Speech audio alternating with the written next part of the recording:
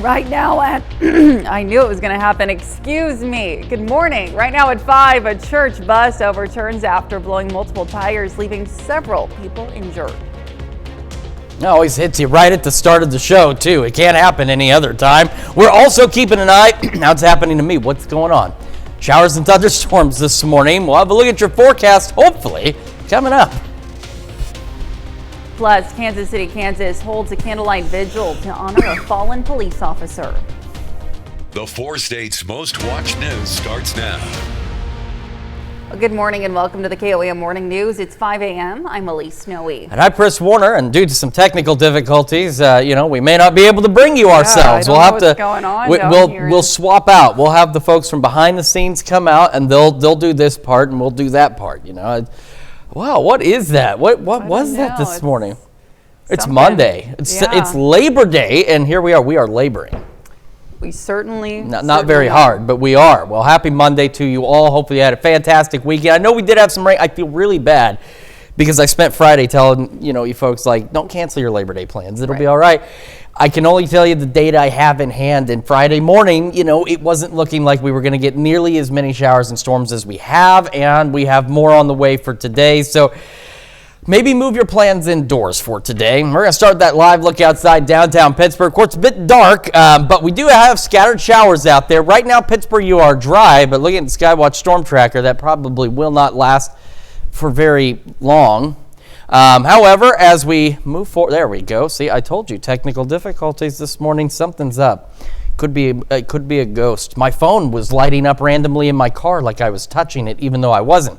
Okay, our camera south of Pittsburgh looks good. Our camera at 7th and Range Line. Roads are wet there. Some showers just wrapping up in Joplin. More on the way, and same from the MoDOT camera at 20th and Range Line in Joplin. Here's Skywatch Storm Tracker. Right now, it's scattered showers, really, just kind of everywhere, but not everywhere all at once. But we've got them across the region. They're going to continue to develop really right in our western fringes here, east of I-35.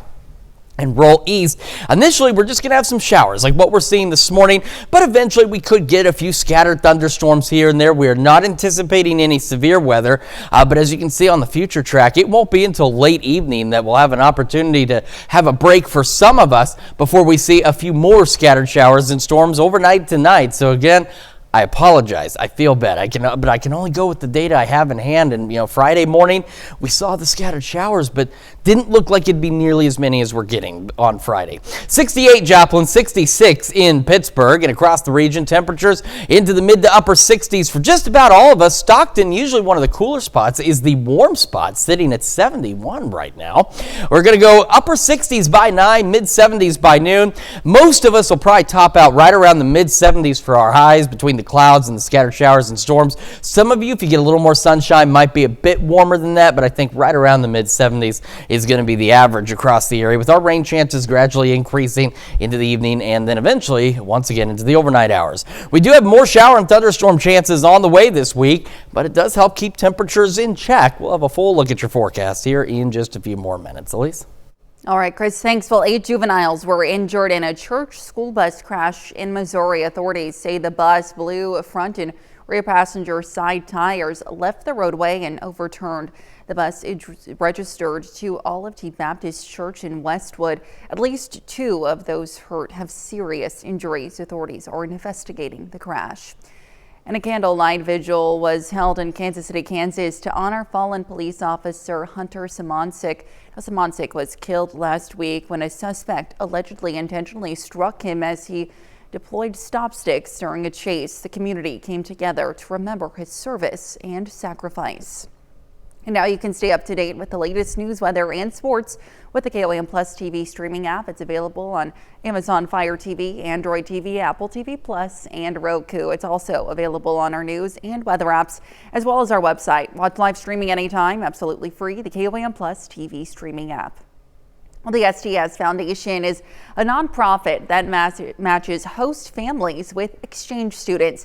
Since the nonprofit started in 1986, over 1,500 students have been matched in Kansas, Oklahoma, Arkansas, and Missouri.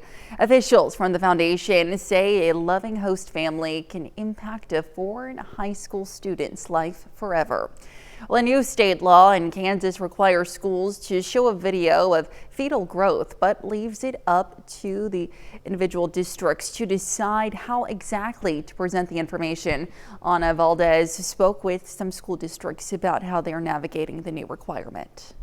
The new law states that any school district offering a course or instruction that teaches human growth, human development, or human sexuality must include a presentation of a high-quality, computer-generated animation or high-definition ultrasound of at least 3 minutes long, showing fetal development.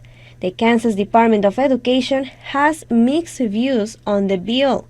Some support it, this is basic health, this is basic physiology. while some board members express concerns there could be an use of artificial intelligence to create this material that could result in misleading or inaccurate content. Can't fathom why an animation would be allowed, and I question where the line is.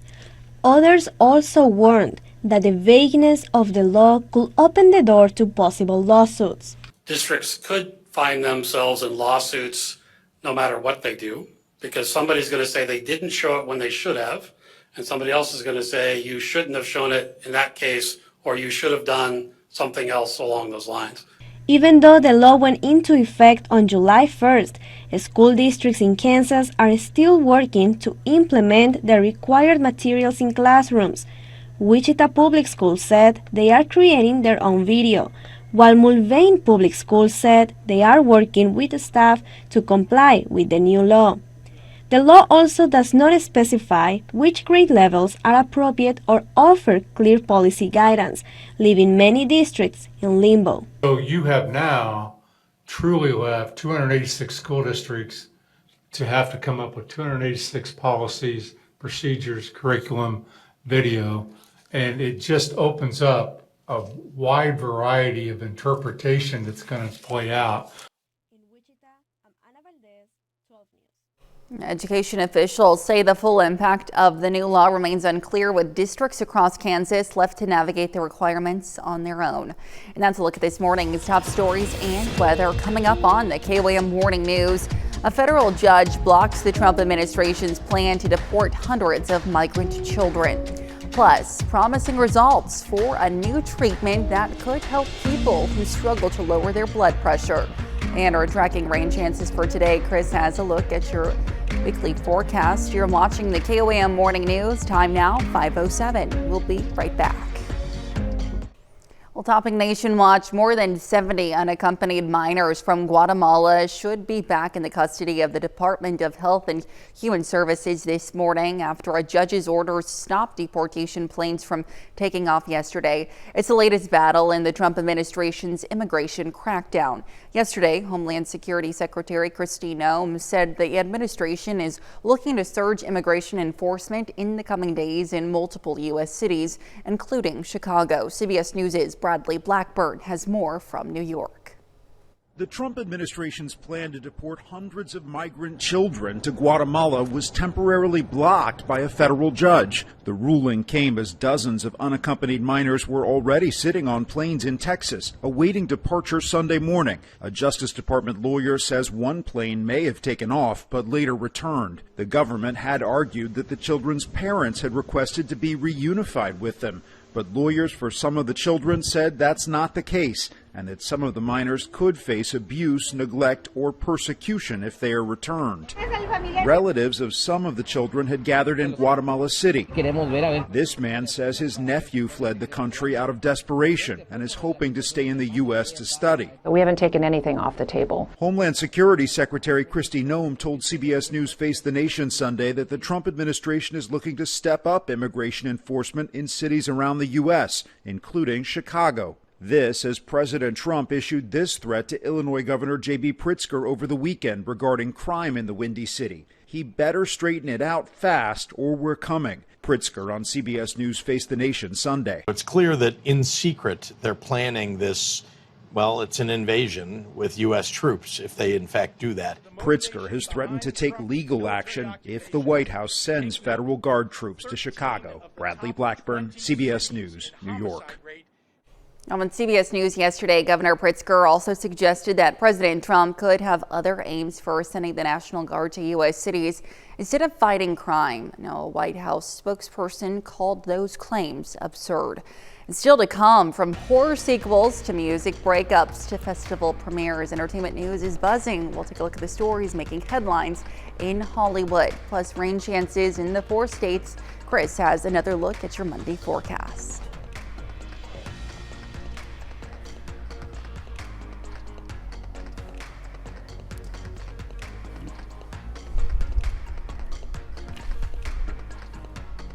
The end of an era for a legendary duo, festival debuts, and a horror classic reborn. Nick Zajovic has your eye on entertainment.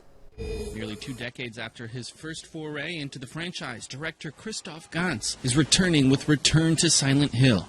The story follows James, who receives a mysterious letter from his lost love, Mary, bringing him back to Silent Hill. You don't know what kind of hell you have to face. Return to Silent Hill is set to hit theaters sometime in 2026. John Oates of Hall & Oates is coming out with a new solo album simply titled Oates.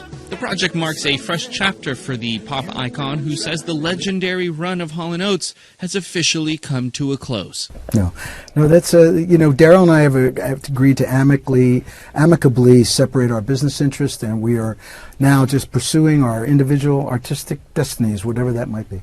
Oates is available on all major streaming platforms.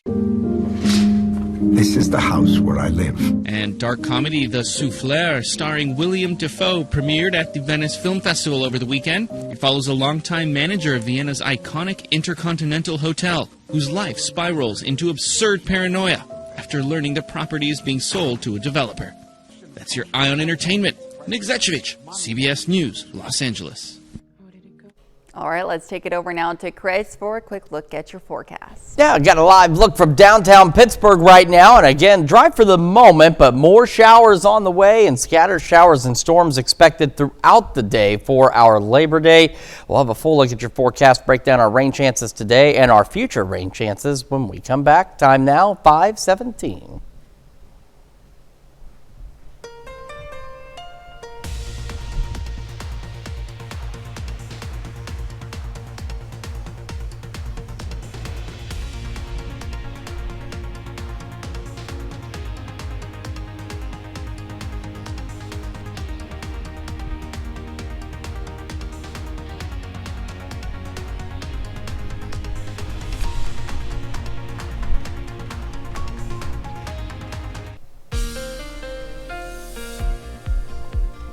Welcome back to the KOAM Morning News, 5:20 on this Monday morning. We are going to start with the Skywatch Storm Tracker because we got a few showers out there. Eventually, could have a few rumbles of thunder. We'll start in some of our northern counties here in southeast Kansas.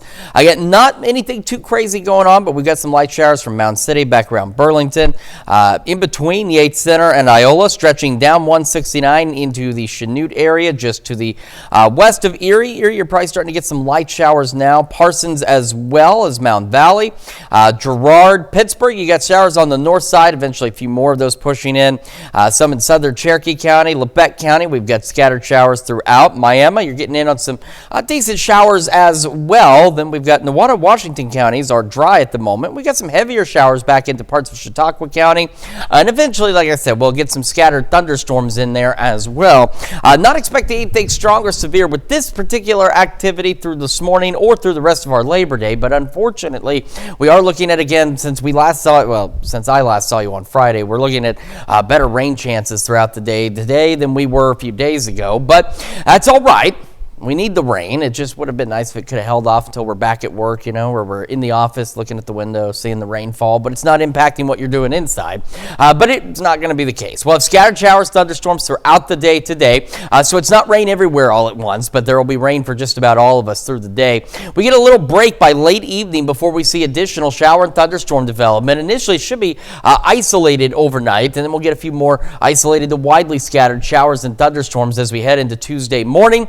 We'll continue with isolated storms on Tuesdays. As you can see, compared to today, we're looking at fewer rain chances, but nonetheless, they are still there, at least for the first portion of our Tuesday. And that low pressure system kicks on out of here and will dry out overnight from Tuesday into Wednesday, and that will allow us to actually be a bit warmer for Wednesday. We're going to see a little more sunshine, partly cloudy skies going into the upper 70s, low to mid 80s, really, for a number of us. But then by late Wednesday, we're looking at additional shower and thunderstorm chances out there.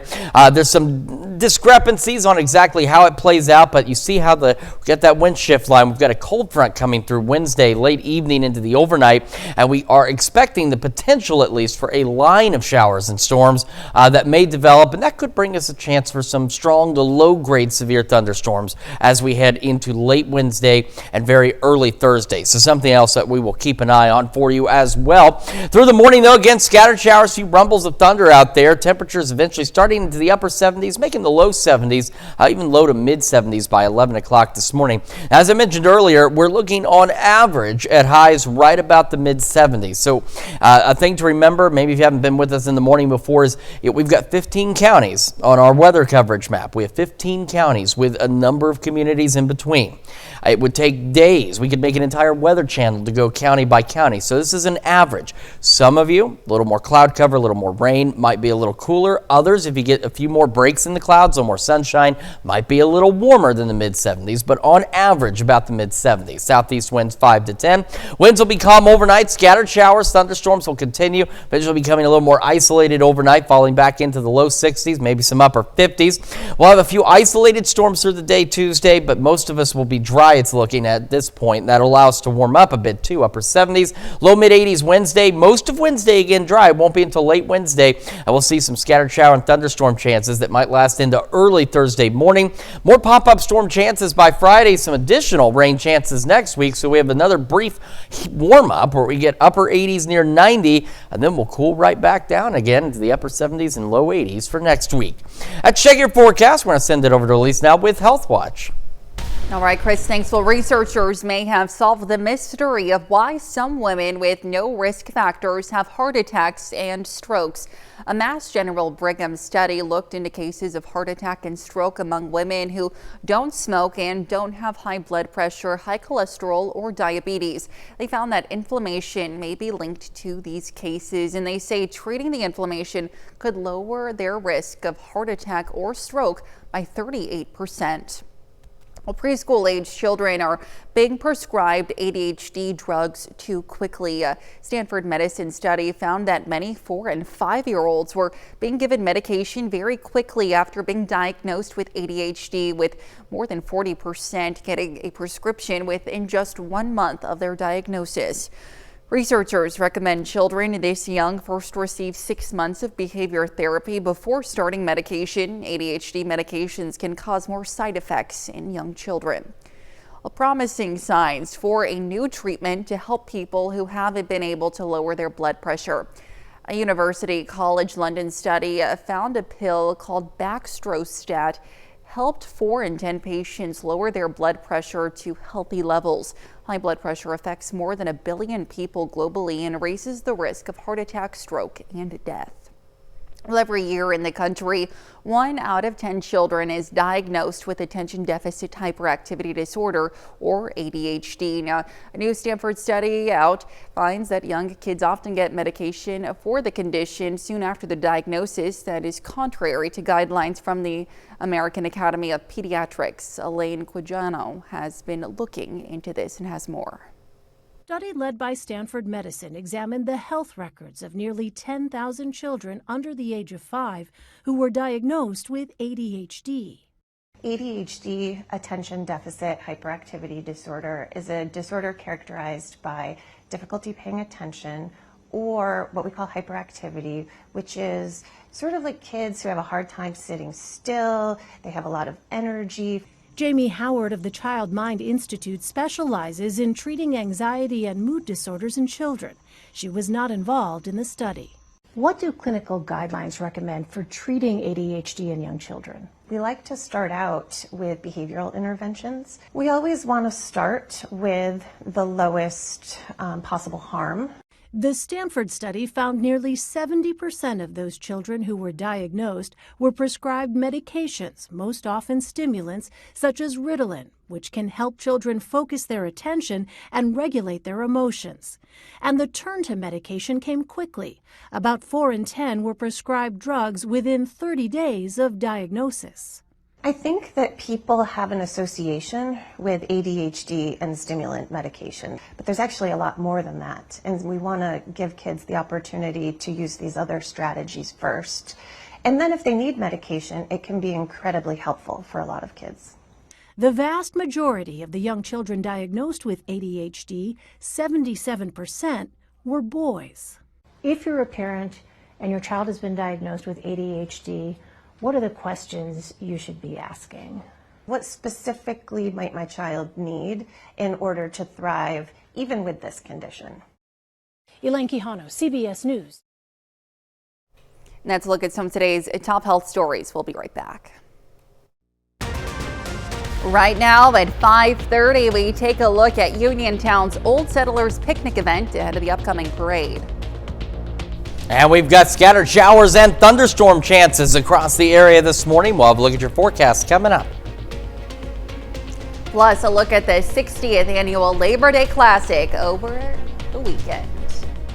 The 4 states' most watched news starts now. Good morning and welcome to the KOAM Morning News. It's 5:31. I'm Elise Noe. I'm Chris Warner. It is Monday, September the 1st. It's Labor Day, so kids aren't in school today. And some folks are not at work this morning.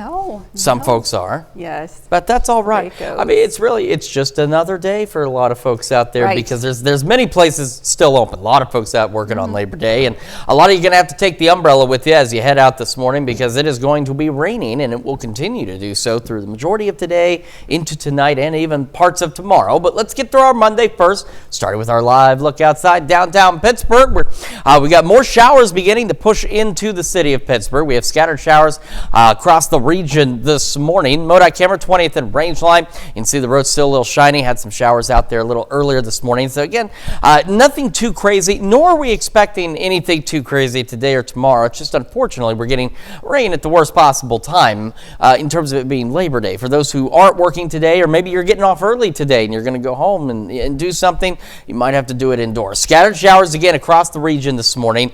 Some of us, Nevada, for example, Lamar, Jasper, your little dryer, Stockton, your dryer. We've got different places. So it's not rain everywhere all at once, but just about all of us eventually will have a chance for at least some kind of shower or thunderstorm activity as we head through Labor Day. So you can see really it's one of those rare situations where the trigger for some of the scattered showers and storms is a boundary right along I-35 or just east of it. So we'll see redevelopment take place and all of this will continue to push off to the east. Eventually, right now, we're not seeing any lightning. Again, do remember that this the Skywatch Storm Tracker only picks up on cloud-to-ground lightning, which if you look way up there, you can see some with those thunderstorms. It does not pick up on cloud-to-cloud lightning, but right now we're not seeing anything significant in terms of thunderstorms, but eventually as we get a little warmer, the air gets a little warmer later today, some thunderstorms will start to build in, but again, not expecting anything severe with this activity. Scattered shower storms continuing through the morning, into the afternoon, and into the evening hours. They'll become a bit more isolated by late evening and overnight, but nonetheless, shower and thunderstorm chances will stick with us as we head overnight tonight and into our Tuesday. We're at 68 in Joplin right now, 66 in Pittsburgh, and across the region, temperatures not too shabby. We've got upper 60s for most of us, mid to upper 60s. Cassville a little cooler at 64, and then due north, we've got Stockton a little warmer, which is rare. Stockton's usually one of the cooler spots, but they're the warm spot. It's 71 this morning. We'll be into the upper 60s by 9, mid 70s by noon, and honestly, for most of us with the cloud cover, the rain chances, we're going to top out right around the mid 70s. Some of you may get a little more sunshine, might be a little warmer. Others may not get as much sunshine, may be a little cooler, but right at average mid 70s today. Southeast winds 5 to 10. As I discussed, our rain chances continue tonight into tomorrow, and they will return by late Wednesday. We'll go over all those details with you in the full forecast here in just a few more minutes. Lily? All right, Chris, thanks. So the 120th Old Settlers Picnic took place over the weekend and continues this Labor Day in Uniontown, Kansas. Events began with the Old Settlers Street Dance and continued throughout the day. One event kicked off with a kids' fishing derby at the Uniontown High School pond. It brings back memories of me fishing here at this derby and winning rewards and coming over here, getting first place or just getting a trophy. I mean, and the weather out here is absolutely perfect, but it's just mostly the memories and how it all is out here today. Events continue today with food and craft vendors, a baby contest, and of course the Old Settlers Day Parade.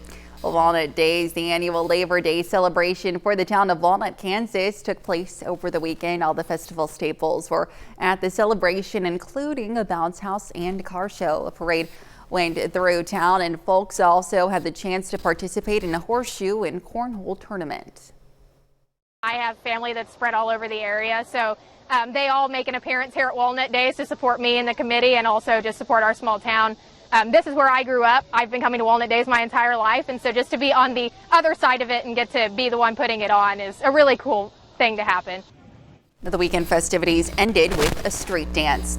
Well, the 60th Labor Day Classic hit its final day at Mocan Dragway. Over 200 racers have battled it out in 6 different categories, including 3 kids categories. Racers could win money if they made it in the top 3 of the brackets, or at least that's how things would have shaken out. But events were canceled due to rain, and there's no word on if and when the races will be made up.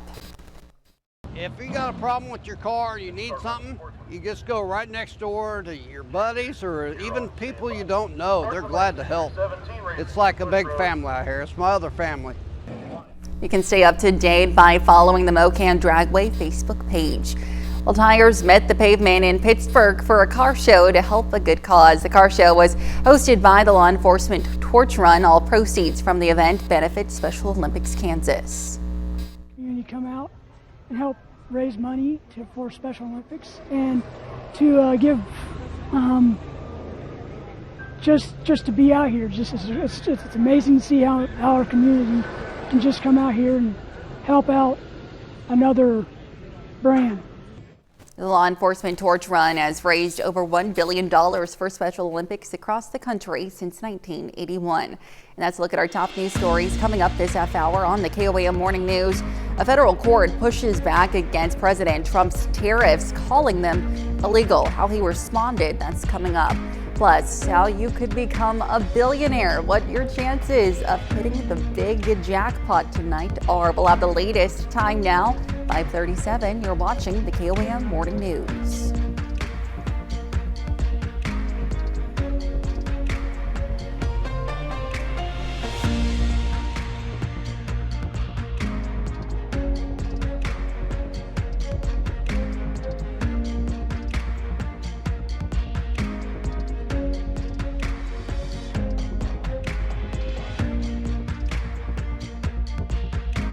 Well, in Consumer Watch, President Trump's so-called reciprocal tariffs remain in place for now after a federal court ruled on Friday that many of them are illegal. In its decision, the court said the president exceeded his powers under federal economic emergency laws, though the ruling will not take effect until mid-October to allow time for an appeal to the Supreme Court. The Trump administration has vowed to appeal. The president rallied against the ruling on social media over the weekend, writing that without tariffs, quote, our country would be completely destroyed. The Powerball jackpot has crossed the $1 billion threshold for tonight's drawing after no one matched 6 winning numbers Saturday. That's the 5th largest prize in the game's history. The jackpot has a cash value of close to $500 million. And horror flick Weapons topped the Labor Day weekend box office in its 4th weekend in theaters, earning more than $10 million domestically. The 50th anniversary release of Jaws took the number 2 spot with more than $8 million, and period crime flick Caught Stealing rounded out the top 3, taking in $7.8 billion in its debut weekend. And that's a look for Consumer Watch this morning. Let's take it over now to Chris for a quick look at your forecast. Yeah, we've got a live look downtown Pittsburgh. We do have some wet roadways as we continue to see scattered showers pushing through the area. We'll have a complete look at your forecast when we come back. Time now, 5:41. What are some of the highest rated restaurants when it comes to customer loyalty? The answer in today's Ag Day Minute. I'm Clinton Griffiths with today's Ag Day Minute. USDA is lowering its projected ag trade deficit for the year. It's now projecting the deficit to be $47 billion for fiscal 2025. Now that's down from what it predicted in June. It's also forecasting the deficit will continue to drop in fiscal 26, which starts in October. Soybeans are expected to take the biggest hit as U.S. exports are expected to fall. Now, exports to China, they're forecast to be the lowest since 2007. Mexico and Canada would remain the top U.S. markets. An egg recall has been issued by California-based Country Eggs. It involves cage-free sunshine yolk eggs sold under the name like Nagochi Produce. They were sold from June 16th through July 9th. The CDC and FDA saying the eggs have been linked to a salmonella outbreak. No deaths have been reported, but the CDC says there have been 18 people hospitalized. Now, if you're into a more casual dining experience, Market Force Information is releasing its latest casual dining industry study. When it comes to its customer loyalty index, Logan's Roadhouse came out on top, vaulting from 9th place last year. The survey says it was a combination of customer satisfaction, likelihood to return, and other things such as friendliness, atmosphere, and value. It scored well ahead of second place, which was Keg and Bahama Breeze. For more Ag News, watch Ag Day weekdays on the station or get updates over at agweb.com. Now let's take it over to Chris with the full look at your forecast. Yeah, we are going to start this morning with the Skywatch Storm Tracker, where we've got scattered showers across the region, mainly into southeast Kansas at this point, but we'll have more across the entire area. We'll start up in our northern counties into southeast Kansas, a few isolated showers tracking around Coffee County and into parts of Anderson County, as well as Lane County out there. We head further south. Bourbon County, a couple of stray showers west of Fort Scott there on 54. We've got a few around the Allen County area, south of Viola and Chanute, Erie. Getting in on some showers out there as well through Neosho County, back into Labette, same through Parsons, Oswego, back down south. Montgomery County, just to the northwest of and west, really, of Independence. A few more additional showers out there, some southwest of Fredonia as well. Some moderate showers back through Chautauqua County and then into northeastern Oklahoma around the Miami area and the northern portions of Craig County. Some scattered showers, and we have some in the southwest Missouri side. We've got a couple of sprinkles on the southwest side of Joplin, some east of Neosho. Down south of Monette around the Cassville area and Seligman back through parts of Berry County. So again, scattered showers, not rain everywhere all at once, but a fair amount of it out there. And as you look to the east of I-35, just west of our area, you can see some additional development progressively taking place. And that's where it will continue to do so through the morning. Unfortunately for our Labor Day, we are looking at scattered showers, even a few thunderstorms, but thankfully at this point, nothing severe with this activity. We've got this low pressure system. You can see the spin right here over southwest Missouri by this evening. As we go late evening and overnight, shower storms still out there, but they're much more isolated, but nonetheless still dealing with showers and thunderstorms across the area. As we head toward tomorrow morning, a few more isolated to scattered storms. Get another little wave coming through, and that'll help bring us these isolated showers and storms on Tuesday. So slightly lower rain chances. Actually, it's a little more than slightly. We've got lower rain chances in general on Tuesday.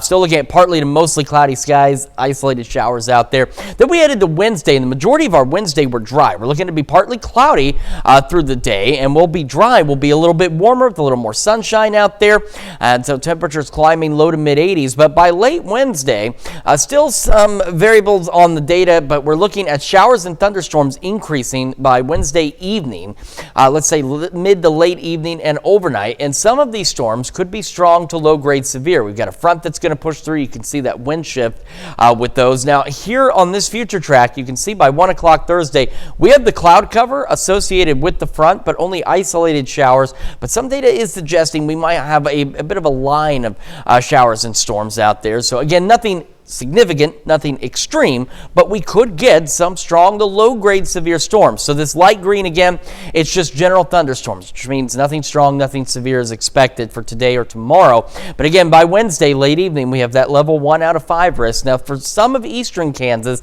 and it may be a little further to our north, they are watching the possibility of maybe putting in a level 2 out of 5 risk. Just waiting to see exactly how everything comes together for Wednesday, but we are looking at some strong to, again, low-grade severe storms. Wind, gusty winds, hail look to be the primary concern with any stronger storms we see. And of course, as the day 3 outlook, as we get closer to that, it'll get updated and we will keep you updated. All right, so again, scattered showers, few rumbles of thunder out there through the morning hours, near 70 by 8 o'clock this morning, low to mid 70s by 11. And again, most of us are going to top out and average right around the mid 70s. Some of you may be a little cooler if you get a little more cloud cover, rain sticks around a little longer. Some of our northern counties, perhaps you get a little more clearing, maybe a few more peaks of sunshine, might be a little warmer, but right about the mid 70s. Southeast winds 5 to 10.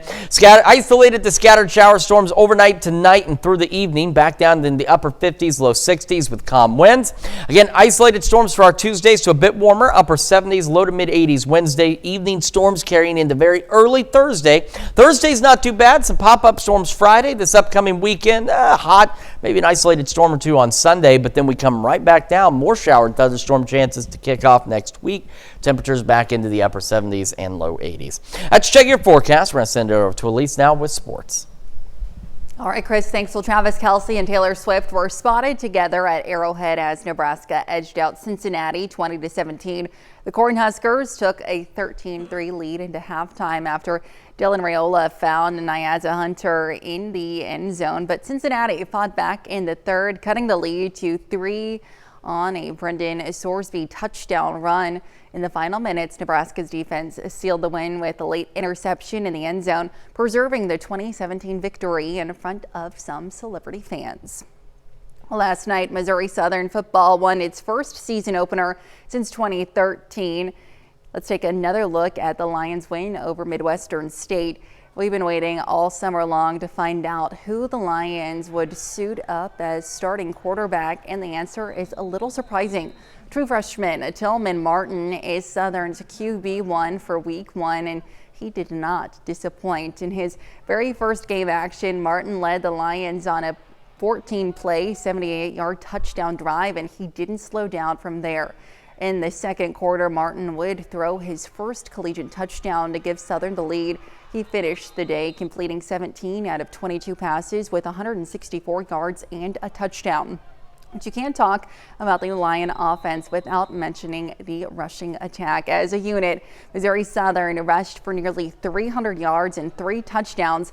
Nathan Glades led the bunch with 93 yards, 2 scores. It was an overall impressive performance from Missouri Southern, and now the Lions have their sights set on the Southwest Baptist Bearcats, who they play this Saturday. Florida State fans stormed the field at Doak Campbell Stadium after the Seminoles defeated Alabama 31-17. The celebration marked a statement win for FSU in front of a home crowd. Tulsa defender Kevin Thallinger made a spectacular diving kick save to prevent a goal Friday night against Central Arkansas. His hustle play helped secure a 1-0 win for Tulsa in the season opener. And Dallas Cowboys cornerback Darren Bland had signed a 4-year, $92 million extension, making him one of the highest paid defensive backs in the NFL. The deal rewards Bland after a breakout season and solidifies his future with the team for years to come. And that's a look at sports this morning. Stick around. We'll be right back. The Savannah Bananas are taking over Pittsburgh's PNC Park with back-to-back sold-out shows this weekend. The Banana Ball World Tour brings fast-paced, rule-bending baseball and a whole lot of dancing to fans, with every game sold out across the country this year.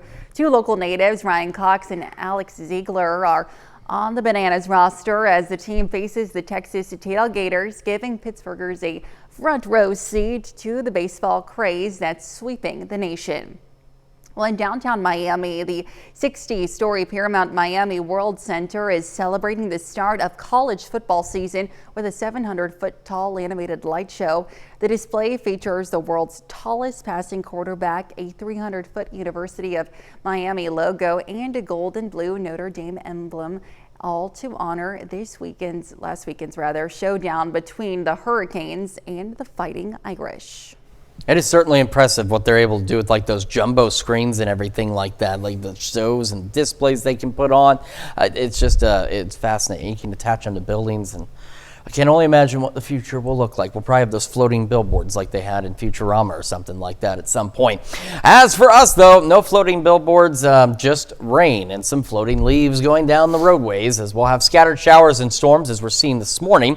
That'll continue. Upper 60s near 70 by 8, low 70s by 11 o'clock this morning. As we head into the afternoon, again, some scattered showers, thunderstorms out there, unfortunately, on our Labor Day. It's not rain everywhere all at once, but I think almost all of us will at least have a chance to see some kind of precipitation today. We should average about the mid-70s for our highs, with southeast winds around 5 to 10 miles an hour. But again, this is an average. I said we got a pretty broad coverage area here. Some of you might get a few more peaks of sunshine, might be a little warmer than the mid-70s. Others may be socked in with a little more clouds, a little more rain, and might not make the mid-70s today. As we go through the evening, again, scattered showers, a few thunderstorms here and there. Nothing strong or severe expected for us today. We'll go low 60s, upper 50s tonight. Storms becoming a bit more isolated for a bit overnight before we see a few more scattered towards sunrise. Then they'll be isolated through the day on our Tuesday. So we have lower rain chances tomorrow, which also allows us to see a little more sunshine, be a little warmer. Now Wednesday, the majority of the day we are dry, some partly cloudy skies that will allow us to be warmer, going in the low to mid 80s out there. However, as we head, let's say after 6 o'clock Wednesday evening, we start to see some scattered showers, thunderstorms. We have a cold front approaching. Could get a line of storms. There's some inconsistencies in the data right now, but by late evening Wednesday, very early Thursday, could get a line of storms, and some of those could be strong to low-grade severe, with hail and gusty winds as the primary concern. So of course we'll keep an eye on that for you. Temperatures not bad Thursday. Thursday looks pretty good. Friday, not bad. Isolated pop-up storm chances. Same into the weekend. We briefly heat up near 90 Sunday before more rain and thunderstorm chances next week bring us back down upper 70s and low 80s. Let's check your forecast. We've got another hour of the KOAM Morning News right after this.